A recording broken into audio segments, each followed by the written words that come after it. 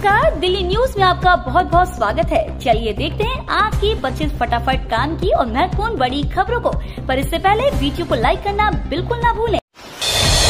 LG के आदेश पर केजरीवाल के घर पहुंची एसीबी। दिल्ली के पूर्व सीएम अरविंद केजरीवाल ने दावा किया कि भाजपा उनके विधायकों और कैंडिडेट्स को फोन पर 15-15 करोड़ के ऑफर दिए। केजरीवाल ने सुबह 11:30 बजे सभी 70 कैंडिडेट्स की मीटिंग ली थी।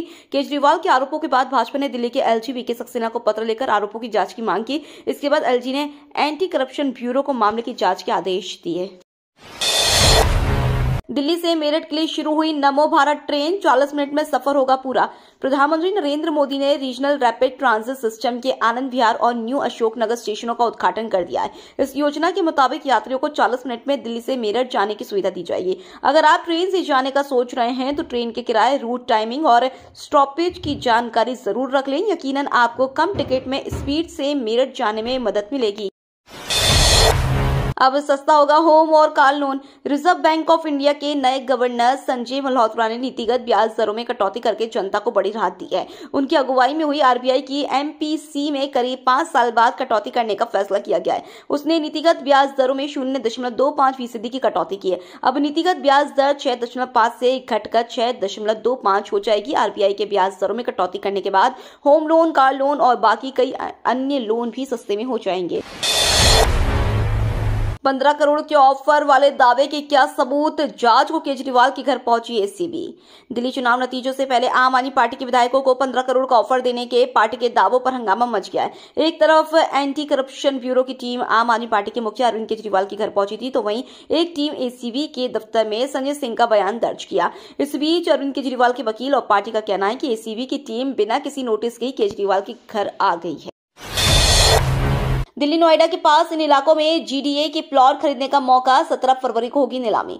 दिल्ली और नोएडा से सटे गाजियाबाद क्षेत्र में लोग जीडीए के भूखंड खरीद सकेंगे। जीडीए इंदिरापुरम, सूर्यनगर, ब्रिज विहार और कोयल इंक्लेव समेत कई योजनाओं में करीब 230 संपत्ति बेचने की तैयारी कर रहा है। इसके लिए 17 फरवरी को बोली लगेगी, जिसमें इच्छुक खरीदार शामिल हो सकते हैं। दिल्ली में धू धू कर जलने लगी झुग्गी बस्ती बुझाने में जुटी 12 दमकल गाड़ियां।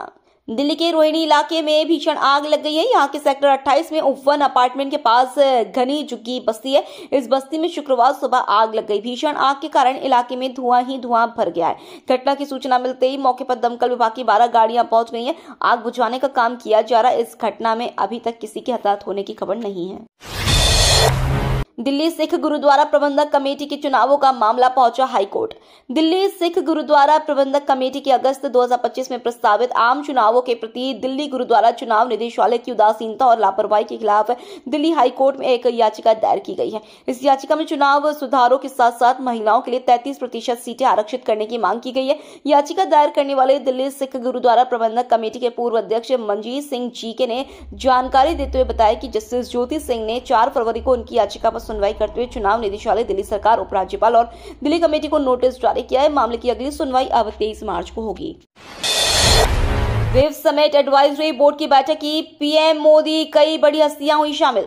प्रधानमंत्री नरेंद्र मोदी शुक्रवार शाम को वेव शिखर सम्मेलन सलाहकार बोर्ड की बैठक में वैश्विक और भारतीय नेताओं के साथ बातचीत की। प्राप्त जानकारी के मुताबिक पीएम मोदी रात 9 बजे भारत और दुनिया भर के शीर्ष पेशेवरों और उद्योग जगत के नेताओं के साथ वीडियो कॉन्फ्रेंसिंग के जरिए बातचीत में शामिल हुए।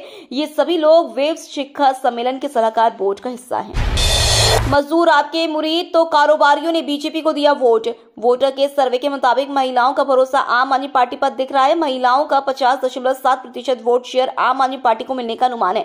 बीजेपी को 34.3% तो कांग्रेस को 6.8% वोट शेयर मिल सकता है। अगर बात करें पुरुष वोटर्स की तो इनका झुकाव भाजपा की ओर नजर आ रहा है। सी वोटर्स के सर्वे के मुताबिक पुरुषों का 34.4% वोट आम आदमी पार्टी को मिलने का अनुमान है। महाकुंभ में अब तक 40 करोड़ से ज्यादा श्रद्धालुओं ने किया स्नान।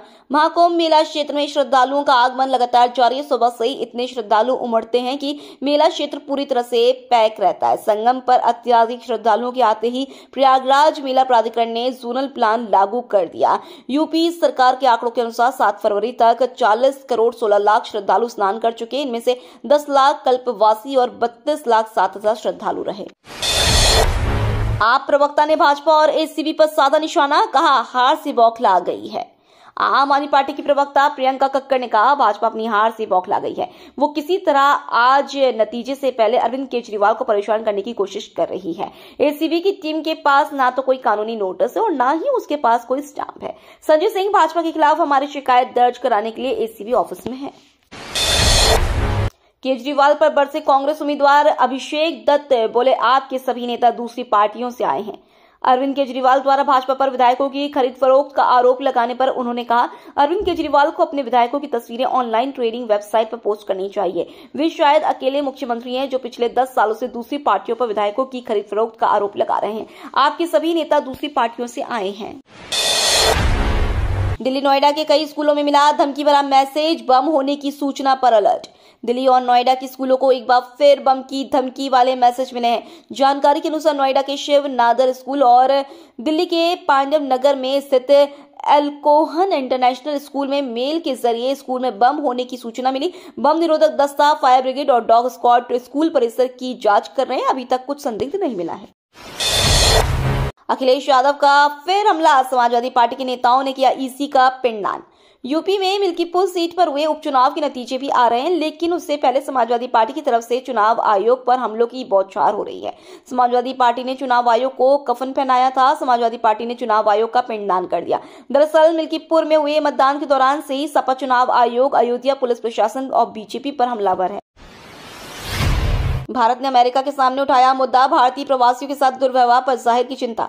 भारत ने उसने हथकड़ी लगाकर अवैध प्रवासियों को वापस भेजे जाने के मुद्दे पर अमेरिका के समक्ष चिंता व्यक्त की है। इसने यह भी कहा है कि इस तरह के व्यवहार से बचा जा सकता था। विदेश सचिव विक्रम मिस्री की यह टिप्पणी अमेरिका द्वारा अवैध भारतीय प्रवासियों को सैन्य विमान में 40 घंटे की उड़ान के दौरान हथकड़ी लगाकर वापस भेजे जाने पर मची बवाल के बीच आई है। ऑपरेशन लोटस से बड़ी केजरीवाल की टेंशन, आनंद फानन में केजरीवाल ने बुलाई सभी 70 उम्मीदवारों की अहम बैठक। दिल्ली विधानसभा चुनाव के नतीजों से पहले राजधानी में सियासी हलचल तेज हो गई है। इस बीच आम आदमी पार्टी ने दिल्ली की सभी 70 सीटों पर पार्टी के उम्मीदवारों की एक अहम बैठक बुलाई है। दिल्ली के पूर्व मुख्यमंत्री और आम आदमी पार्टी प्रमुख अरविंद केजरीवाल पार्टी खुद इस बैठक की अध्यक्षता करेंगे। यह बैठक उस वक्त हो रही है जब केजरीवाल समेत आम आदमी पार्टी के नेता बीजेपी पर उनके विधायकों को खरीदने की कोशिश करने का आरोप लगा रही है। मानेसर से गुरुग्राम फरीदाबाद जाने को भी देना होगा टोल टैक्स। एनसीआर में रहने और सफर करने वालों की जेब पर और बोझ डालने वाली खबर है। वाहन चालकों को अब मानेसर से गुरुग्राम जाने के लिए टोल टैक्स देना होगा। National highway authority of India ने दुर्घटना संभावित क्षेत्र का हवाला देते हुए गुरुवार दोपहर दिल्ली जयपुर हाईवे पर मानेसर से दिल्ली की तरफ खिड़की डॉला टोल प्लाजा के पास यू टर्न को बंद कर दिया है। रुपए ऐंठने के लिए फर्जी शादी वाला रैकेट, दिल्ली के ये बंटी बबली दुल्हनिया खोज रहे लोगों को यूं लगाते थे चूना। दिल्ली पुलिस ने एक शातिर ठग जोड़े को गिरफ्तार किया। ये बंटी बबली फर्जी शादियां करवाकर लोगों से पैसे ऐंठता था। दिल्ली पुलिस के हेड कांस्टेबल सुरेंद्र ने खुद दूल्हा बनकर जाल बिछाया और जहांगीरपुरी से फर्जी शादी कराने वाले रैकेट का भांडा फोड़कर ठगों को पकड़ा। पुलिस ने 38 साल में मोहम्मद मंडल और उसकी पत्नी को गिरफ्तार किया। इन आरोपियों पर कई मामले दर्ज हैं। एक्सप्रेसवे के पेट्रोल पंपों पर होंगे वातानुकूलित शौचालय, न बनाने पर पंप मालिकों के खिलाफ होगी कार्रवाई। एक्सप्रेसवे से गुजर रहे लोगों को शौचालय की सुविधा देने के लिए सरकार ने सख्त कदम उठाया है। मुख्य सचिव मनोज कुमार सिंह ने यूपीडा के एक्सप्रेसवे के नजदीक पेट्रोल पंपों पर वातानुकूलित शौचालय 1.5 माह के भीतर बनाए जाने के निर्देश दिए। उन्होंने कहा कि समय सीमा के भीतर शौचालय का निर्माण नहीं होने पर संबंधित पेट्रोल पंपों के विरुद्ध सख्त कार्रवाई की जाएगी। एनसीआर में फैक्ट्री और कारखाने लगाने का मौका, ग्रेटर नोएडा में 60 से अधिक भूखंडों की योजना। ग्रेटर नोएडा में अपनी फैक्ट्री और कारखाने लगाने की योजना के बारे में सोच रहे लोगों के लिए अच्छी खबर है। जिले में औद्योगिक भूखंडों के आवंटन के लिए एक समान नीति लागू होने के बाद ग्रेटर नोएडा प्राधिकरण योजना लॉन्च करने की तैयारी में जुट गया है। इस माह 60 से अधिक भूखंडों की योजना लॉन्च की जाएगी। इसकी रिपोर्ट तैयार कर शासन को भेज दी गई है। योजना में 8000 वर्ग मीटर और उससे ऊपर के भूखंड होंगे। हिंडन एयरपोर्ट से 22 मार्च को इन 2 राज्यों के लिए भी शुरू होंगी उड़ानें। गाजियाबाद के हिंडन एयरपोर्ट से 22 मार्च को चेन्नई और जम्मू के लिए उड़ानें शुरू होंगी। इसी दिन बेंगलुरु के लिए दिन में दूसरी उड़ान को भी शुरू किया जाएगा। इससे पहले 1 मार्च को हिंडन से गोवा, बेंगलुरु और कोलकाता की फ्लाइट की शुरुआत होगी। इसके साथ ही आने वाले समय में लखनऊ, अयोध्या, प्रयागराज, बनारस, मुंबई और पुणे के लिए भी विमान सेवा शुरू करने की कवायद चल रही है। हर बूथ पर कितने वोट डाले गए, चुनाव आयोग ने डेटा अपलोड करने से किया इनकार।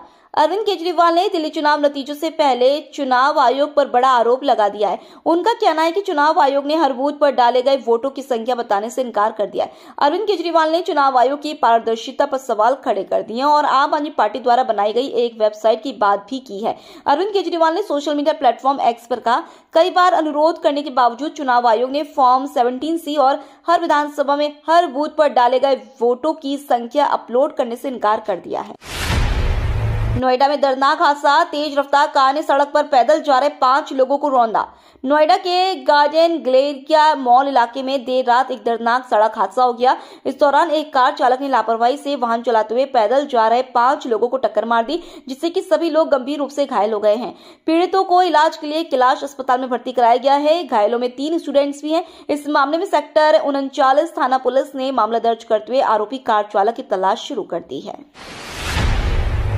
एनसीआर में 21,000 हेक्टेयर में बसेगा नया शहर, 87 गांवों में भूमि अधिग्रहण की तैयारी।